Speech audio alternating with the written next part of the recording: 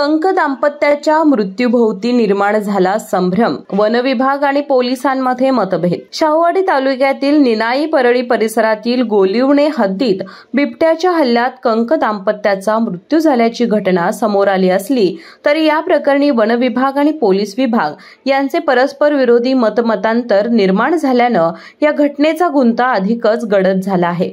तपासाची जबाबदारी एकमेकांवर ढकलत असल्याची खंत परिसरातून व्यक्त होत आहे।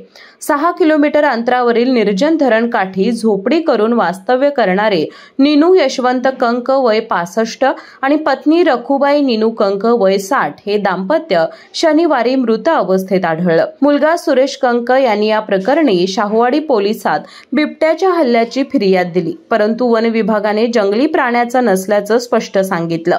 काल सायंकाळी पंचनामा झाल्यानंतर दोघांचे मृतदेह मलकापूर ग्रामीण रुग्णालयात शवविच्छेदनासाठी आणण्यात आले। मात्र पोलिसांनी अचानक मृतदेह कोल्हापूरला इन कॅमेरा शवविच्छेदनासाठी रवाना केल्यानं नातेवाईकांना तब्बल 24 तास मृतदेहाची प्रतीक्षा करावी लागली। आज घटनास्थळी तपासासाठी LCB पथक, श्वान पथक आणि स्थानिक पोलीस दाखल झाले। महाबळ फार्म हाऊस जवळील CCTV फुटेज तपासणी सुरू असून अद्याप कोणतेही संशयास्पद चित्र आढळत नसल्याचं PSI जाधव यांनी सांगितले। पुणे येथील वरिष्ठ प्रयोगशाळेतून शवविच्छेदन अहवाल आल्यानंतर मृत्यूचे नेमके कारण स्पष्ट होईल असे पाटील यांनी नमूद केले।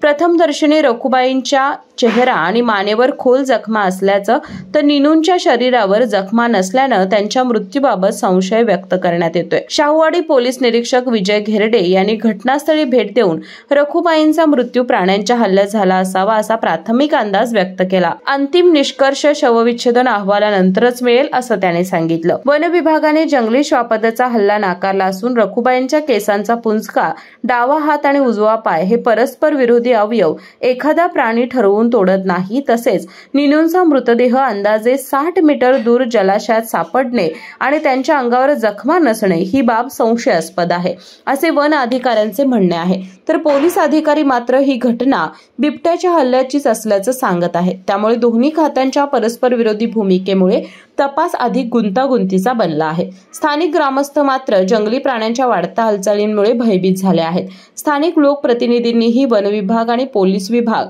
जबाबदारी एकमेकांवर ढकलत वेळ मारून नेत आहेत अशी टीका केली आहे। या दोघांच्या संभ्रमात मृत कंक दाम्पत्याचे कुटुंब मात्र एकाकी आणि व्यथित झाले आहे।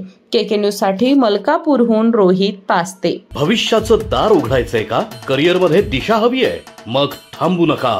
भव्य रोजगार मार्गदर्शन मेळावा कोल्हापूरच्या युवकांसाठी सुवर्ण संधी। नोकरी की व्यवसाय, निर्णय घ्या योग्य मार्गदर्शनासोबत। 25 ऑक्टोबर, आनंद पॅलेस हॉल, शेळेवाडी। भविष्य तुमचं आहे, फक्त या।